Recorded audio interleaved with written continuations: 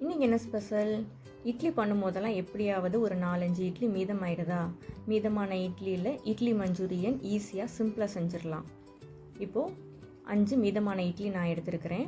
இது நல்லா ஆறுனதாக இருக்கணும். இந்த மாதிரி நீளமாக கட் பண்ணி எடுத்துக்கோங்க. கட் பண்ணும்போது ஒரு மாதிரி உதிருது, உடையுது, அந்த மாதிரி ஃபீல் ஆகுது அப்படின்னா ஃப்ரிட்ஜில் ஒரு 10 நிமிஷம் வச்சுட்டு அதுக்கப்புறம் இந்த மாதிரி நீளமாக கட் பண்ணுங்கள். உதிராது, உடையாது. எல்லா இட்லிகளையும் இந்த மாதிரி நீளமாக கட் பண்ணி எடுத்து வச்சுக்கலாம். ஒரு பவுலில் தனியாக எடுத்து வச்சிடலாம். இப்போது ஒரு பவுலில் 2.5 டேபிள் ஸ்பூன் மைதா எடுத்துக்கலாம்.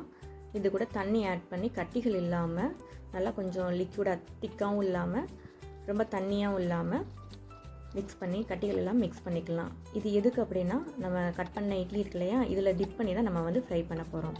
இந்த மாதிரி கன்சிஸ்டன்சியில் மிக்ஸ் பண்ணி வச்சுக்கோங்க. எண்ணெய் நல்லா சூடானதுக்கப்புறம் இந்த கட் பண்ண இட்லியை இதில் டிப் பண்ணி ஃப்ரை பண்ணி எடுத்துக்கணும்.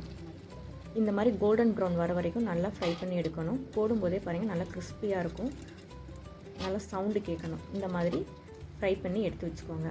இப்போது மசாலாஸ் எல்லாம் நம்ம எடுத்து வச்சுக்கலாம். இதோட அளவுகளை எல்லாம் நான் ஸ்க்ரீனில் கொடுத்துருக்குறேன். இந்த கடாய் பன்னீர் மசாலாவோட மெஷர்மெண்ட்டு ஏற்கனவே அப்லோட் பண்ணிட்டோம். அதோட லிங்க் டிஸ்கிரிப்ஷனில் இருக்குது. உப்பு கம்மியாகவே ஆட் பண்ணிக்கோங்க. ஏற்கனவே இட்லியில் உப்பு இருக்கும். இப்போ வெங்காயம், இஞ்சி, பூண்டு, பச்சை மிளகாய் இது எல்லாத்தையும் ரொம்ப இது மாதிரி பொடியாக கட் பண்ணி எடுத்து வச்சுக்கோங்க. இப்போ ஒரு கடாயில் பட்டர் ஆட் பண்ணிவிட்டு அதுக்கு முன்னாடி கடலெண்ணெய் ஆட் பண்ணிக்கோங்க. நல்லெண்ணெய் ஆட் பண்ண வேணாம். இது மெல்ட் ஆனதுக்கப்புறம் இஞ்சி, பூண்டு, பச்சை மிளகாவை இது கூட போட்டு வதக்கிடலாம். சாஃப்டாக இருக்கும் போதேவும் நம்ம பொடியாக கட் பண்ண வெங்காயத்தை இது கூட ஆட் பண்ணிடலாம். வதங்கினதுக்கப்புறம் நம்மளோட பொடிகள் எல்லாத்தையும் இது கூட மிக்ஸ் பண்ணி விட்டுட்டு பச்சை வாசனைக்கு போகிற வரைக்கும் வேக விடணும்.